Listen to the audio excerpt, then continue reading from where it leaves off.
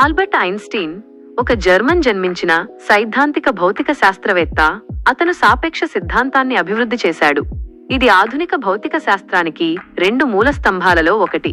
Quantum mechanics తో పాటు అతని పని ద్రవ్యరాశి శక్తి సమానత్వానికి ప్రసిద్ధి చెందింది. ఈ సమానము MC2. దీనిని ప్రపంచంలోని అత్యంత ప్రసిద్ధ సమీకరణం అని పిలుస్తారు. అతను సైద్ధాంతిక భౌతిక శాస్త్రానికి చేసిన అనేక సహకారాలకు ప్రసిద్ధి చెందాడు మరియు అతనిని 20వ శతాబ్దపు అత్యంత ప్రభావవంతమైన శాస్త్రవేత్తలలో ఒకరిగా విస్తృతంగా పరిగణిస్తారు.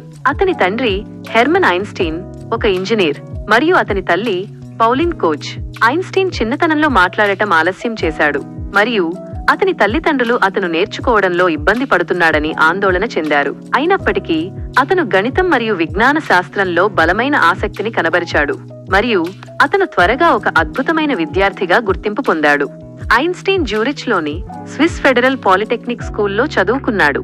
అక్కడ అతను భౌతిక శాస్త్రాన్ని అభ్యసించాడు.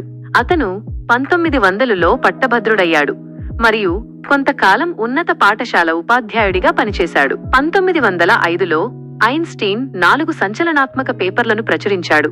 ఇది భౌతిక శాస్త్రంలో విప్లవాత్మక మార్పులకు దారితీసింది. ఈ పత్రాలలో అతను కాంతి యొక్క ఫోటో ఎలక్ట్రిక్ ప్రభావాన్ని వివరించాడు, బ్రౌనియన్ కదలికను వివరించాడు, ప్రత్యేక సాపేక్షత సిద్ధాంతాన్ని అభివృద్ధి చేశాడు మరియు ద్రవ్యరాశి శక్తి సమానత్వాన్ని ప్రతిపాదించాడు. ఈ పనుల కోసం ఐన్స్టీన్ కు 1921లో భౌతిక శాస్త్రంలో నోబెల్ బహుమతి లభించింది. ఐన్స్టీన్ 1915లో సాధారణ సాపేక్షత సిద్ధాంతాన్ని ప్రచురించాడు. ఇది గురుత్వాకర్షణ యొక్క కొత్త సిద్ధాంతం. సాధారణ సాపేక్షత అనేది విశ్వం యొక్క మన అవగాహనను మార్చివేసింది మరియు ఇది ఖగోళ భౌతిక శాస్త్రం మరియు ఖగోళ శాస్త్రంలో అనేక ముఖ్యమైన ఆవిష్కరణలకు దారితీసింది. ఐన్స్టీన్ 1955లో మరణించే వరకు తన శాస్త్రీయ పనిని కొనసాగించాడు.